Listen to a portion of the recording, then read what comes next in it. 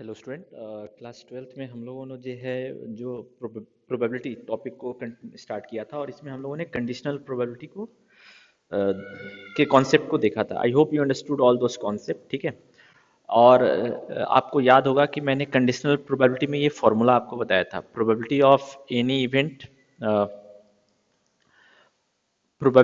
any event E2 given E1 is equal to what? Probability of E1 intersection E2 by probability of E1, है ना। इसी से related मैंने एक और फॉर्मूला आपको बताया था, है ना।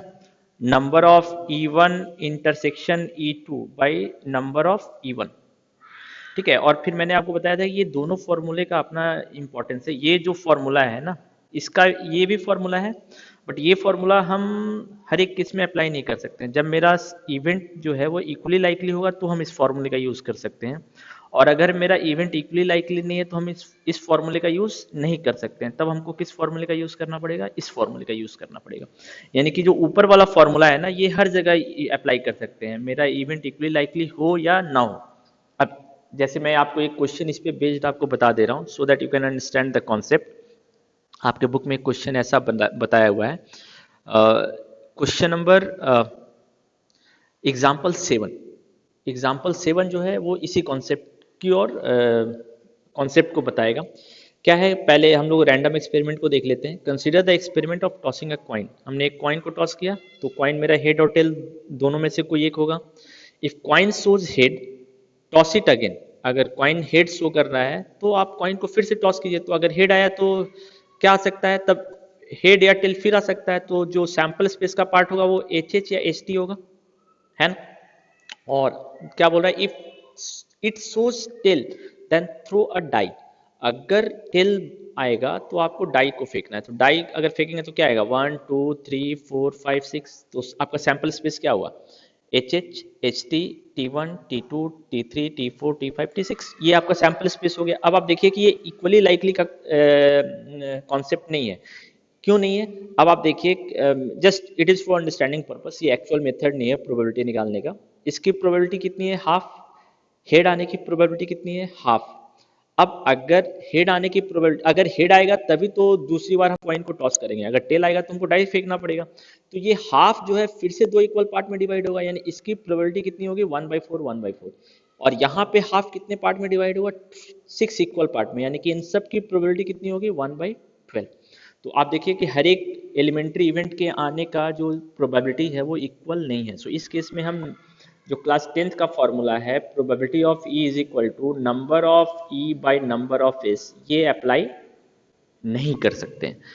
ठीक है, हम लोग चेक करके देख लेते हैं। ठीक है, अब क्या बोल रहा है, फाइंड द कंडीशनल प्रोबेबिलिटी, ठीक है, of the event that the dice shows a number greater than 4।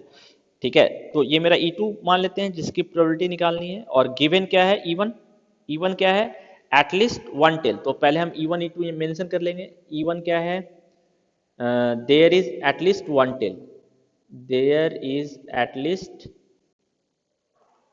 One tail, एक टेल आया होगा। तो E1 के अंदर क्या क्या आया होगा, एच टी आया होगा, T1 आया होगा, T2 आया होगा, या T3 आया होगा, या तो T4 आया होगा, या तो T5 आया होगा। इसके अलावा और कुछ नहीं आया होगा, है ना।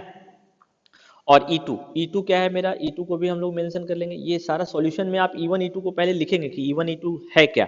ठीक है, E2 क्या है, die shows a number greater than 4। Die shows a number greater than 4। तो E2 के अंदर क्या आएगा, कहाँ कहाँ 4 से अधिक नंबर आया है, 5 और 6, यानी कि T5 और T6। अब आपको किसका प्रोबेबिलिटी निकालना है, probability of E2 given E1। तो मैंने आपको यही बोला ना कि जब इक्वली लाइकली नहीं है तो ये वाला फॉर्मूला आप यूज नहीं कर सकते। Number of E1 intersection E2 by number of E1, ये वाला फॉर्मूला जो है आप यूज नहीं कर सकते हैं, इससे आपको गलत आंसर मिलेगा। आप कौन सा फॉर्मूला यूज करेंगे, अगर इसका यूज करेंगे तो क्या आएगा, E1 इंटरसेक्शन E2 क्या है, दोनों में कॉमन क्या है, T5 है। तो इसके हिसाब से 1, और नंबर ऑफ E1 कितना है,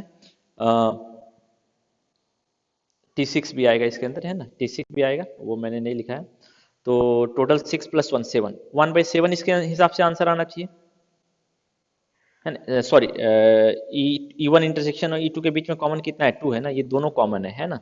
और नंबर ऑफ इवन कितना है 7, तो 2/7 आना चाहिए, बट ये गलत है। ठीक है, मैंने यही बोला कि ये जो फॉर्मूला है ये आप कब अप्लाई करेंगे, जब आपका इवेंट इक्वली लाइकली होगा, है ना। अगर इक्वली लाइकली नहीं है तो हम कौन सा फॉर्मूला यूज करेंगे, probability of E intersection, probability of E1 intersection E2 by probability of E1, ये फॉर्मूला यूज करेंगे। ठीक है, तो दोनों का इंटरसेक्शन कितना आएगा, E1 intersection E2 T5 T6 ही आएगा, तो इसकी probability of E1 intersection E2 कितना होगा, probability of E1 intersection E2 यानी कि T5 T6। तो मैंने बताया ना इसकी प्रोबेबिलिटी कैसे निकालते हैं लास्ट वीडियो में, T5 की प्रोबेबिलिटी प्लस T6 की प्रोबेबिलिटी। तो T5 की प्रोबेबिलिटी कितनी है 1/12, T6 की प्रोबेबिलिटी कितनी है 1/12 यानी 2/12 यानी कि 1/6, न्यूमरेटर की प्रोबेबिलिटी 1/6। अब E1 की प्रोबेबिलिटी यानी कि सबकी प्रोबेबिलिटी ऐड कर देंगे हम, अगर सबके प्रोबेबिलिटी को ऐड कर देंगे तो हमको क्या निकल जाएगा E1 का प्रोबेबिलिटी। तो HT का प्रोबेबिलिटी कितना है 1/4, सो 1/4 प्लस 6/12 तो 1/2, सो 1/4 प्लस हाफ 3/4। अब आप इसको सॉल्व कीजिएगा तो जो आंसर आएगा वो होगा probability of E2 given E1। ठीक है, तो अब मेरे ख्याल से आपको समझ में आ गया होगा कब हम ये फॉर्मूला जो है ना आप कहीं भी अप्लाई कर सकते हैं, इक्वली लाइकली हो या ना हो, लेकिन नंबर वाला जो फॉर्मूला है वो आप हमेशा अप्लाई नहीं कर सकते हैं। ठीक है, तो आपके बुक में भी यही किया है, देखिए probability of E1 intersection F क्या निकाला है, सेपरेट प्रोबेबिलिटी, क्योंकि इक्वली लाइकली नहीं है। ठीक है, लास्ट वीडियो में मैंने आपको ऑलरेडी बताया कि जब मेरा इवेंट इक्वली लाइकली नहीं होता है तो हम सेपरेट प्रोबेबिलिटी निकालते हैं। ठीक है, सो ये जो क्वेश्चन था ये इसी कॉन्सेप्ट को बता रहा है, एग्जाम्पल 7। इसी के जैसा मिलता जुलता एक और क्वेश्चन है आपके बुक में भी, एक्सरसाइज में भी, ये है क्वेश्चन नंबर 15। ठीक है, तो दोनों सेम क्वेश्चन है। ठीक है, अब हम लोग आज जो है ना कुछ एक्स्ट्रा फॉर्मूला भी बनाएंगे अपने इस एक्सरसाइज में, वो फॉर्मूला हमारे 1 मार्क्स के बहुत सारे क्वेश्चन को कवर करेगा। पहला है, जैसे हम देखिए क्लास 11 में पढ़े थे E1 यूनियन E2 क्या होता है, probability of E1 plus probability of E2 minus probability of E1 intersection E2, है ना। अब probability of E1 union E2 क्या होता है, probability of E1 plus probability of E2 minus probability of E1 intersection E2। अब conditional में ये formula कैसा होगा, probability of E1 union E2 given E3, इसकी प्रोबेबिलिटी क्या होगी, probability of E1 given E3 plus probability of E2 given E3 plus minus probability of E1 intersection E2 given E3। ये हमारा फॉर्मूला होगा अगर यूनियन में कंडीशनल प्रोबेबिलिटी के साथ है प्रॉब्लम तो। ठीक है, ये हमारा पहला फॉर्मूला। दूसरा, अब दूसरा में क्या है कि हम कंपेयर करते जाते हैं क्लास 11th में क्या पढ़ा था और उसके कॉरस्पॉन्डिंग कंडीशनल में क्या फॉर्मूला आएगा। इसका डेरिवेशन आपके बुक में ऑलरेडी लिखा हुआ है, मैं आपको सिर्फ याद करने का तरीका बता रहा हूँ। प्रोबेबिलिटी ऑफ E1 कॉम्प्लीमेंट क्या होता है 1 माइनस प्रोबेबिलिटी ऑफ E। इसी के जैसा मिलता जुलता एक क्वेश्चन आ जाएगा कंडीशनल में, probability of E1 complement given F क्या होगा problem, 1 minus probability of E given F। ये हो जाएगा फॉर्मूला, ये मेरा दूसरा फॉर्मूला हो गया। ठीक है, तीसरा, अगर मान लीजिए कि E1 जो है वो E2 का सबसेट है तो what will be the probability of E2 given E1। Formula लगाते हैं, probability of E1 intersection E2 by probability of E1। अब अगर E1 जो है वो E2 का सबसेट है तो what will be E1 intersection E2, E1 intersection E2 will be equal to 1 E1, तो इसको हम E1 लिख सकते हैं। So probability of E2 given E1 will be equal to probability of E1 by probability of E1। So ये cancel हो जाएगा, तो इसका मतलब ये क्या हो जाएगा 1, है ना। तो अगर जो है जो इवेंट हो चुका है वो अगर इसका सबसेट होगा तो इसकी प्रोबेबिलिटी क्या होगी 1, ये आप ध्यान रखिए। ठीक है, यानी कि कौन बड़ा है, जो होने वाला है वो बड़ा है और जो हो चुका है वो छोटा है, तो सबसेट है ना, जो हो चुका है वो सबसेट है जो होने वाला है उसका, तो इसकी प्रोबेबिलिटी क्या होगी 1।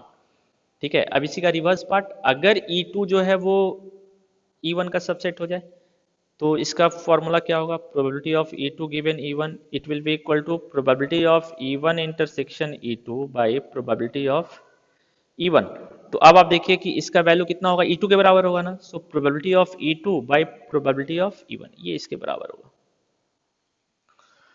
Okay, so I hope you understood this question number 3 also. ठीक है, इसी के जैसा मिलता जुलता आपके बुक में एक क्वेश्चन दे दिया है, what is probability of sample space given E, तो इसकी प्रोबेबिलिटी क्या होगी 1, क्योंकि ई तो एस का सबसेट होता है ना। इसी तरह what is probability of E given E, तो इसका वैल्यू भी क्या होगा 1 ही होगा, है ना। आप फॉर्मूला अप्लाई करके देख लीजिए, you will get the same answer. ठीक है, तो ये हमारे कुछ एक्स्ट्रा, मैं आपकी बुक में आपको बता रहा हूँ ये कहाँ पर है, so that you can go through all those thing, है ना। आपके बुक में ये सारी चीज़ें ऑलरेडी लिखी हुई है। देखिए प्रॉपर्टी 1 ये हमने अभी पढ़ा, S given F given F, तो इसकी प्रोबेबिलिटी 1, प्रोबेबिलिटी 2 हमने पढ़ लिया यूनियन वाला। देन